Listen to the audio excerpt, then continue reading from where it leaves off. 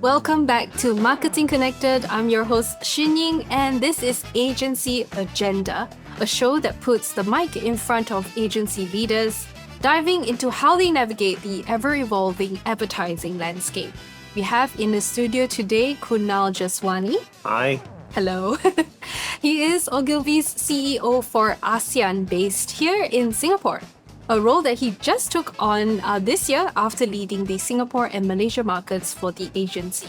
Kunal has spent 16 years with Ogilvy, starting off as a senior VP in Mumbai and later made his way up as CEO of India. He began his career in advertising as a client services director and consultant back in India.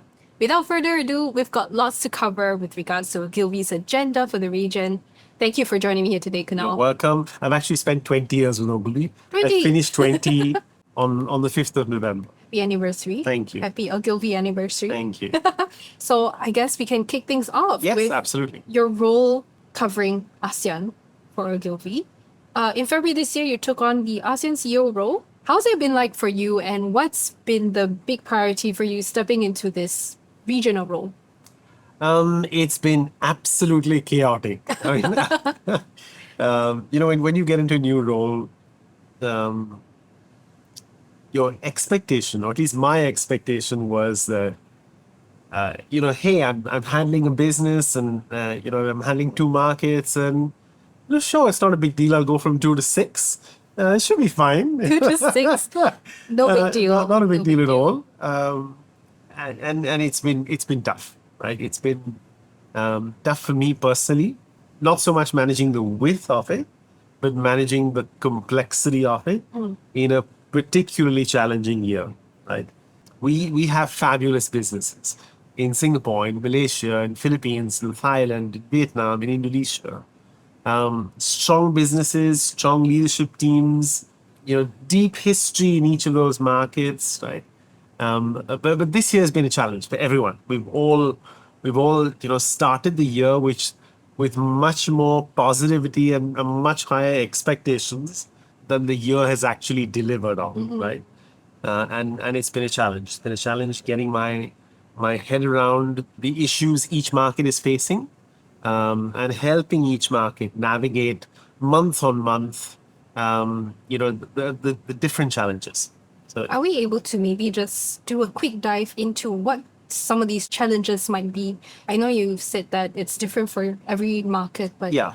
what are some of the pain points that the markets are currently facing? Is it budgets? The primary challenge has been growth, right?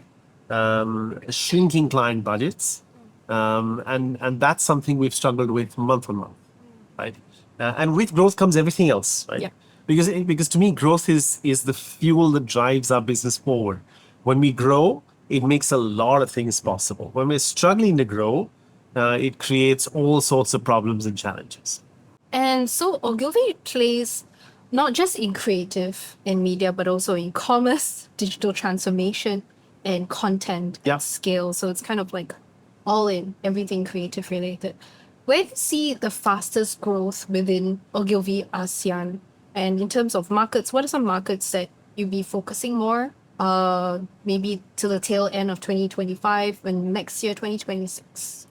Let me address the first question first. In terms of capabilities, where I'm seeing growth, 3 spaces: social, influence, and full service content studios for clients, right? Those are 3, to me, drivers of our growth. I see it this year, and I see it next year as well, right? The stuff that's challenged is our advertising business, but the new services are scaling rapidly. Oh, okay. And it's just the biggest challenge for us is our ability to meet the growth demand in the new spaces, while at the same time, managing the shrinking advertising business, right? So that's the stuff we grapple with every single day. But in terms of where growth is coming from, that's crystal clear. So for anyone who wants to know, social, influence, full service content studios, that's the stuff. That's where the magic is for us right now, right? In terms of where I need to focus markets, there isn't one, there are 6. I need to find a way to give each of those 6 markets my attention, right? Right. I So cannot say, hey, I'm focusing on two and ignoring two, right? Some markets are still doing well, so I don't need to put as much effort there, but other markets need more time. Right? And I guess the main gist of it is that where you guys are trying to shift and grow in is also where you see the market moving into for the next year. Yes, That's where the absolutely. focus is. Absolutely. I mean, all our growth next year is going to come from social influence and content. Right. So we can see more. We can expect more coming out of Ogilvy for social content and commerce. Yes, absolutely. And large integrated pieces as well, where social is at the heart, where influence is at the heart, right? That's more stuff of that. And you mentioned the maybe a couple of markets that are doing really well. Which markets are those? Philippines and Singapore, particularly well. Oh, okay. What about Philippines is where the growth is? Like, what's Well, it's happening? exactly that. I think Philippines is the one market where our social influence content capability is already extremely strong. So as revenue is shifting from advertising into these spaces, we're able to grow faster. Right. In other markets, the advertising business is stronger. Singapore, again, we have a very strong social influence piece, which is why we're able to grow here, right? Other markets, we need to scale up the social influence content piece faster than the advertising piece declines. That's the challenge. Right. Is there maybe a little bit that you can share about how you're planning to grow those? Yes, segments? absolutely. Okay. Organizationally, to me, everything comes first from leadership, right? Having strong leaders in every market who understand the space in which you want to grow and represent it and stand up for it, right? So we have leaders in place. We have Jeremy Webb, who's our social and Ogilvy lead for Asia Pacific. We have James Baldwin, who's our influence lead for Asia Pacific. And within every single market, we have strong leaders now, social leaders in every market, right? And they're building out the social influence teams and they drive it. In Philippines, in particular, we have Man, who's a fabulous resource, has helped build content studios, social teams, full service content studios, which are extremely hard to build and maintain. But Philippines is in one place where we're doing it really, really well, right? So that leadership is in place, and they're helping drive the change in every single one. Right. So leadership still the key thing in driving that growth there. And resource. I mean, one of the things we've done this year, last year, will go into next year, is the bulk of all of our hires is in the social influence and content space, right? In fact, for next year, I've told every one of my teams across all 6 markets that the only new hires you will get is in social influence and content, right? Got it. Today, we have 180 people who are social influence specialists across these 6 markets. So there is a significant team. I need to scale that 180 to 360, right? Wow, okay. And that needs to go quickly. Doubling that. And also speaking about leadership, you were previously the group CEO of Ogilvy India, one of the most creatively awarded offices globally that we've known in this industry. Under your leadership, what was a major coup for Singapore? So we've seen Vaseline Verify, which was named one of the 4 Dan Whedon Titanium winners. And this is the first ever Titanium Lion awarded to Singapore. What was that like for you? Must have been a big... Let's go back a year. Last year, we won the first ever Grand Prix for Singapore. That was important. Also on Vaseline. Okay. This year, the first ever Titanium for Singapore. Also on Vaseline, right?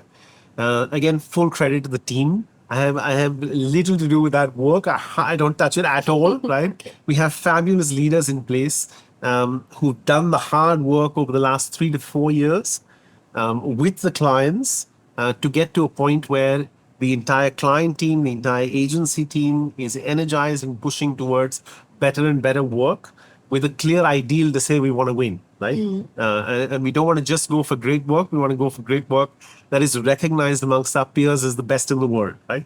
And when you push that level, you get to work like this, right? You were talking about India. Yes, when I moved to Singapore, I came from India from 17 years, in the Ogilvy India business, and that grounding is all focused on creative, on work, right? Anyone who goes through the Ogilvy India business for any length of time feels it, because culturally, you walk into that system and you learn that great work drives everything else for the business. All our growth comes from great work. All the strength of our client relationships comes from great work, right? And great work is not just the creative team, it's everyone. It's account management, it's strategy, creative, everyone pushing in the same direction for fantastic work, right? And yes, I did bring that to Singapore, right? That when I came in, the first thing I did was to go to my CCO, who was my partner, and to say, hey, listen, what can I do to help? What can I do to lift the quality of work with you in this market? And we agreed. We said, we'll chase 8 pieces of great work across a range of clients. And Unilever was one of them, right? To say, hey, listen, we'll push all of these clients to say, push for great work. 8 pieces that at the end of the year, we can all look at and say, that's great work. 8 pieces that each person in the office can look at and say, I'm proud of that. I'm really proud of that. And we did. We turned out a lot of work on Colgate, on Unilever, on a bunch of clients, on Changi Airport, right, on the Artitel Group, right, bunch of stuff that we were on Pringles, stuff we were really happy with, right. One of them won, and one of them won at that scale. Right. Yeah, and again, I have to credit the team behind it. Say they pushed harder, and they got to a point that was better than everybody else. But the ambition still stays. Yeah. For us not to do excellence on one client, but across the width of the agency. And to me, it's not even 8 clients. It's every individual in the company, in our company, for them to feel I'm working on one project that I'm really proud of. One piece of work that I'd like to get out in the year that I will be really proud of at the end of the year. That's a really great point, because I was just about to ask you about how you are going to push this creative momentum from the win to scale it across ASEAN and all the 6 markets that you're currently under your mandate. How are you encouraging them to, as you say, put out that great work? Yeah. One of the things I realized in life, as you grow, you go further and further away from really doing the work, right? So my job is an influence job. I need to influence everyone to lift their game, right? Lift the quality of the work, and then we lift as an organization as a whole, right? But for me, it comes down to the individual. Everything else is rhetoric. If every individual, when they walk into Ogilvy in any office across the ASEAN region, right? If any of my people are listening, right? Anyone who walks into our office, I need them to feel that they, as an individual, as one person in the company, has to produce one piece of good work that they can be extremely proud of. Right? One piece of work that they can take home to their family and say, this is what I've done, and I'm proud of it. One piece of work they can share with all of their friends on their WhatsApp groups or on whatever chat app they use, right? One piece of work they can put on their social media platforms, on TikTok, on the Instagram, on anything else they use, right? They say, hey, I was behind this, and this is what I did. And to me, it doesn't matter whether you're in account management or in strategy or in creative or in PR, or if you're supporting from a production perspective, or if you're supporting from a finance perspective, it doesn't matter, right? As long as you feel like you're part of the work, as long as you feel like you've contributed in some way to that work, it's yours. Own it, right? And feel that sense of pride. If each of us can do it, all our businesses will get better. All our offices will get better. And that's when it lives. It sounds like a very simple thing, but it's more of a mindset change. Yes, it is. It's like if you're proud of what you put out, in the end, the agency will then, as a whole, put out great work all together collaboratively. Yes. And that mindset shift for me is why do you work at Ogilvy? Right? And you have to be able to answer that why, right? If you come to do a job and go home, you could do it anywhere. Ogilvy is a lot more stressful than most roles, right? Than most jobs you could get in other places. I mean, you will find more stress in the advertising industry as a whole than other industries. Within Ogilvy, you will find a little more stress because we're pushing for better work. Now, if you're signing up for that, you're coming in to say, this is the company I want to work for. To me, answer the why. The why is because you want to do the best work of your life. That is the only reason you should come to Ogilvy. If you have any other reason to work in advertising, don't come to Ogilvy. Find another agency. Right? If you want to do the best work of your life, come here. And if you feel that, and if we're able to hire enough people who want to do the best work of their lives, we will not have a reputation problem at all. Right? The work will lift. Right. And I think Ogilvy does that. It tracks across the world people who want to do great work, which is why we have the reputation we do now. And I guess that's a great note to kind of shift to your leadership in a way, right? When you first came in, Kunal, you had also a lot of work cut out for you. I think besides trying to change the mindsets and to shift directions of where the growth will be, there was a lot of work needed to do in Malaysia. I think because there was some changes in leaderships, some unhappy clients. So how was that for you? Was that hard? Yes, it is. I mean, in every market, when we have unhappy clients, when we have a change of leadership, it's always difficult, right? You need to put in more time, right? And that's okay. That's part of the job. That's what I've signed up for, right? So I come to this company to do the best work of my life, and part of that is making clients feel that as well. So when clients are unhappy, most of the time they're unhappy because they feel that the work on their business is suffering. Either they're not getting work on time or they're not getting it on budget, but most of the time they're not getting the quality of work that they want. And we need to push up there, right? And to me, that challenge I'm happy to accept from any client. Is it tough? Yes, it is. Right? Because there are many reasons why on many clients the work is average. Sometimes the reasons of our own making. Sometimes there are client issues that cause that, right?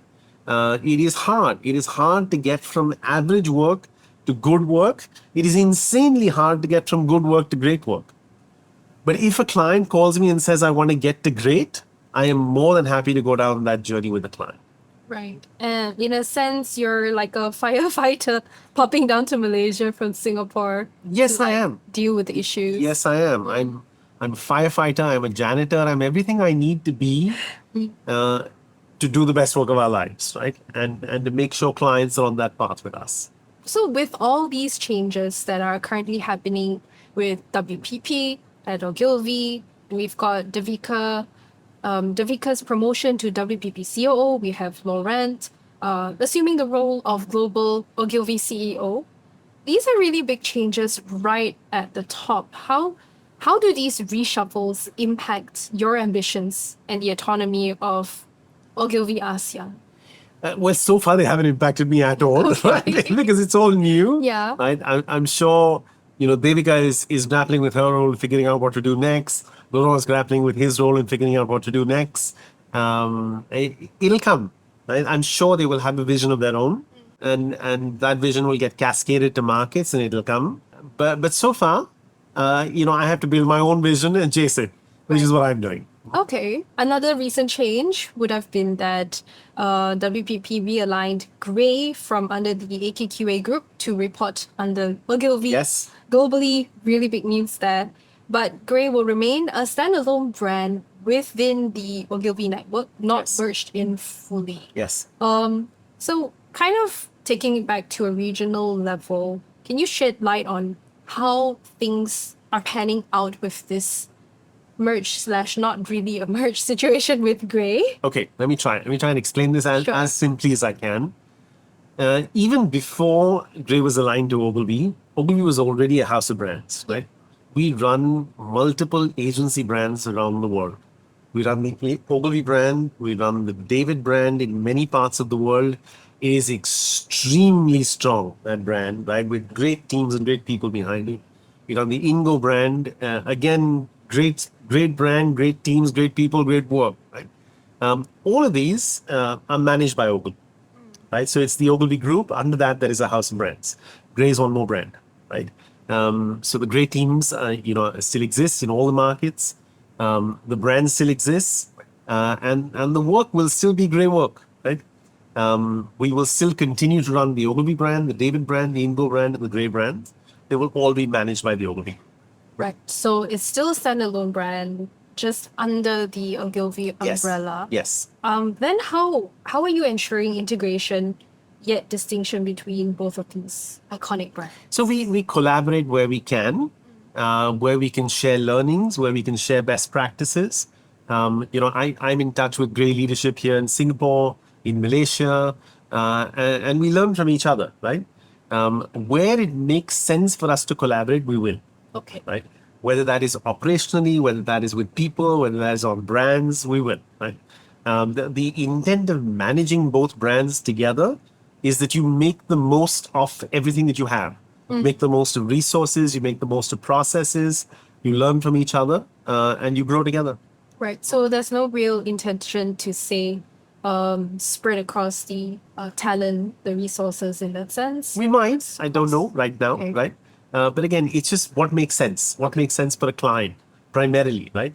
If Gray has clients that need more support, happy to help. Right. If Ogilvy has clients where Gray can support, great. Like, we help each other. Okay, that makes things a bit clearer for us. How do you then guard against the overlap or say potential tension between Gray's brand building heritage, so many years, and also Ogilvy's positioning in the Southeast Asia region? I don't see tension at all. I think both companies believe in doing great work. They're both creative agencies, both creative brands. If the agenda for both is to do great work for our clients, I don't see a tension there. Okay. Those are really great insights into how we can expect all of these different brands, these different agencies, working under the WPP umbrella as a whole. And like you say, I think the main takeaway would be that you want your teams in all the markets to put out great work. Yes. And the scale and growth that we'll be seeing is going to be in content, social content. Yes. And influence. and influence. To round off this conversation, it'd be great if we can kind of dig deeper into you yourself, Kunal Jeswani. You've always been described as sort of quiet but decisive leader. This is what I've heard, with a great fashion sense. How would you describe yourself as a leader and how you operate? Okay, that's tough. I like to think that I operate with a sense of purpose, right? And that purpose is clear to everyone I work with. Every year when I start, I ask myself what I want to achieve this year, and who am I going to partner with to do it? Because you can't do anything alone, right? Yeah. It's so. But I do believe that my role, in a sense, is to set the path really clearly, saying this is what we want to achieve together. This is the purpose. This is the end goal for the year, for the next 2 years, for the next 3 years, right? And then to make sure through that year, I have the right people and the right leaders in place to be able to walk that path. So to me, that sense of purpose is really important. Communicating that sense of purpose to everyone and making sure everyone's clear, not just the leadership, but the whole organization, to say this is what we're trying to achieve together. And I focus on that. I try and get that done, right?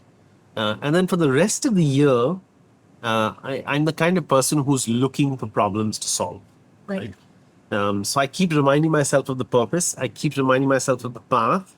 And then I keep looking for problems that are getting in the way, in my way, and in the way of all of the leaders that I have in market and all of the leaders that I have running capabilities. And if there is anything I can do to clear the path of those problems, I step in and I do it, right?